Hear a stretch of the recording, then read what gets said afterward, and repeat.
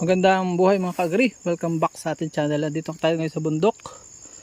Yan o, nakakita tayo ng mortal enemy ng mga dragon fruit na bunga na. Ano? Nandito ko ngayon, overtime. Kahit naambon, yan o. Tingnan natin yung daga, kinain ng daga. Bawal daw sabihan ng ano siya. O yan o, may pasunod. Is supposed to be ito ay third batch.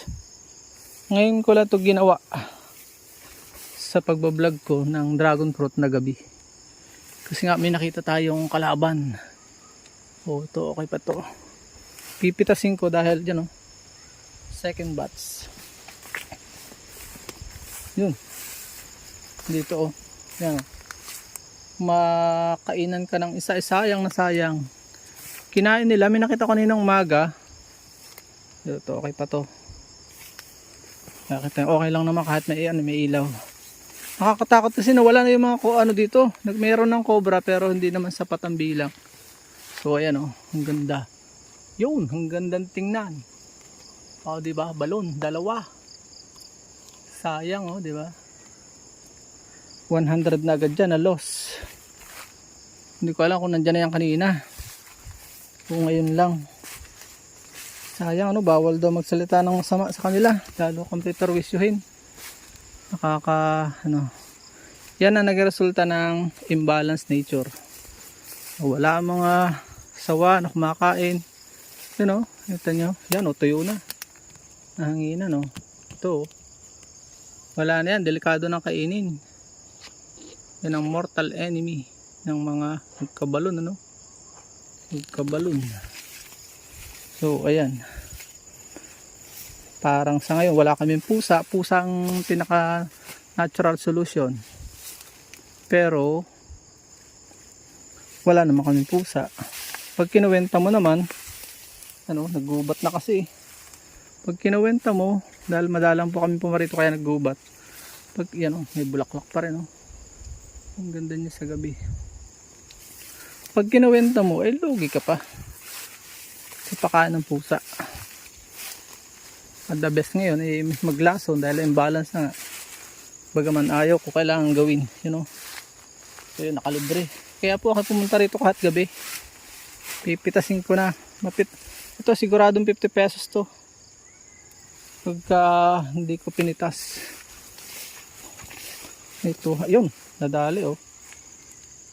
Hindi ko alam kung pwede pa sana, kaya lang eh. Grabe.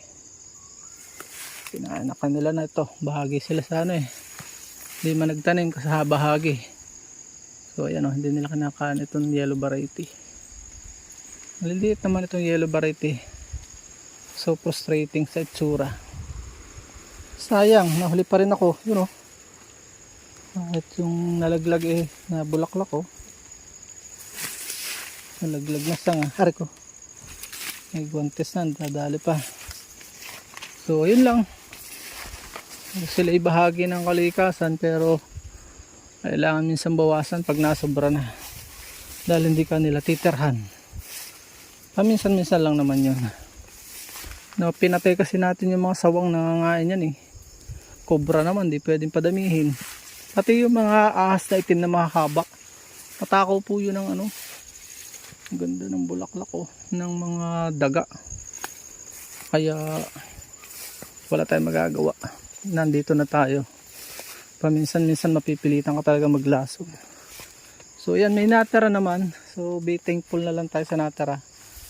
At pipitasin ko na ito at baka bukas ito eh. Ano, talagang hindi ka titirhan. Natira, may salamat. So yun lang. Maraming salamat. Paalam and God bless. Sa isang video kukunto ko yung doble yung difference nito. Maraming salamat po sa pagsubaybay. Balansehin natin ang kalikasan ng hindi tayo ma-perwisyo. Paalam and God bless. Please support all Filipino vloggers. Pakita natin sa mundo na nagkakasan lahing Pilipino. Bye bye po muna. Salamat po.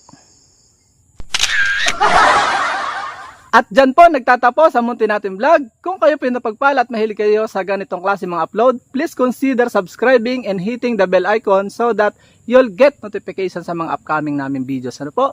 Magkita-kits po tayo sa susunod natin mga vlog. Paalam and God bless. Bye-bye po muna!